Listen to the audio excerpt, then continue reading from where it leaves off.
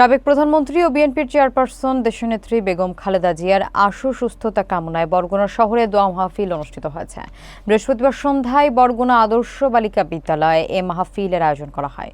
বিস্তারিত থাকছে জয়নাল আবেদিন রাজুর প্রতিবেদনে। একই সাথে সম্প্রতি ঢাকায় সন্ত্রাসীদের হাতে নিহত বরগুনার সন্তান সোহাগ বিমান দুর্ঘটনায় নিহত মাইলস্টোন স্কুল অ্যান্ড কলেজের শিক্ষার্থী এবং আহত ও নিহতদের পরিবারের প্রতি গভীর সমবেদনা জানানো হয়। দোয়া মাহফিলে অংশ নেন বরগুনা ১ আসনের বিএনপির মনোনয়ন প্রত্যাশী জেলা বিএনপির সাবেক সাংগঠনিক সম্পাদক ও সদর উপজেলা পরিষদের সাবেক vice chairman advocate Mohammad Rezbul কবির। দোয়া মাহফিল শেষে সাংবাদিকদের সঙ্গে মতবিনিময়কালে তিনি বলেন, দেশজুড়ে বর্তমানে একটি অস্থিতিশীল রাজনৈতিক পরিস্থিতি বিরাজ করছে। জনগণের ভোটাধিকার ফিরিয়ে আনতে বিএনপির নেতাকর্মীরা ঐক্যবদ্ধভাবে কাজ করে যাচ্ছে। তিনি আরও বলেন, বেগম খালেদা জিয়া দেশের মানুষের ভালোবাসায় বেঁচে আছেন। তার দ্রুত সুস্থতা কামনা করছি এবং গণতন্ত্র ও জনগণের অধিকার প্রতিষ্ঠায় শান্তিপূর্ণ আন্দোলন অব্যাহত থাকবে। আওয়ামী লীগের পতন হয় তখন আমাদের হাজার হাজার নেতাকর্মী খুন হবে, কারো বাড়িঘর থাকবে না।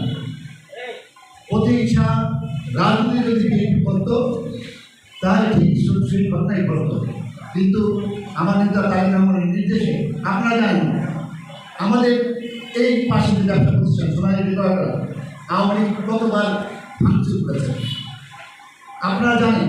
আমি উপজেলা চেয়ারম্যান হওয়ার পরেও আমাকে বরগুনার রাজপথে মাইক করা হয়েছে। আমি অনেক মাইক নিজে ঢুকাই রাখছি, যেগুলো বলিনি, যেসব ছেলেরা আমার গায়ে আঘাত করেছে, আমাকে আমার হাঁটুতে এখন দেয় না। আমরা একটার প্রতিবাদ যে এই সুযোগ আসছে সেটা প্রতিষ্ঠা রাজনীতি আমরা করে নেই, কারণ আমাদের নেতা তারেক রহমানের নির্দেশ ছিল দেশের জন্য শান্তি থাকে। সেই মোতাবেক আমরা কোনোভাবে অন্যায় অত্যাচারের সাথে সম্পর্ক ছিলাম না। যে কথা বলতে চাই সেটা হচ্ছে আপনারা জানেন আমি বন্যায় বললাম না যে বন্যা ছিলাম না।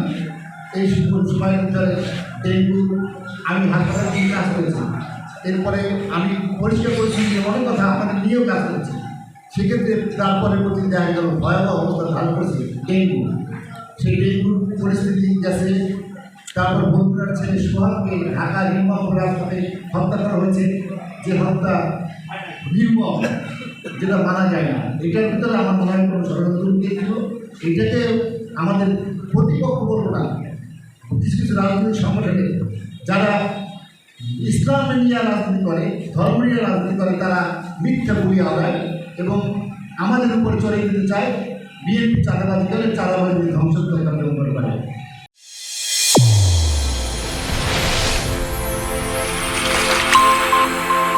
চ্যানেল A1 হৃদয়ের স্পন্দন।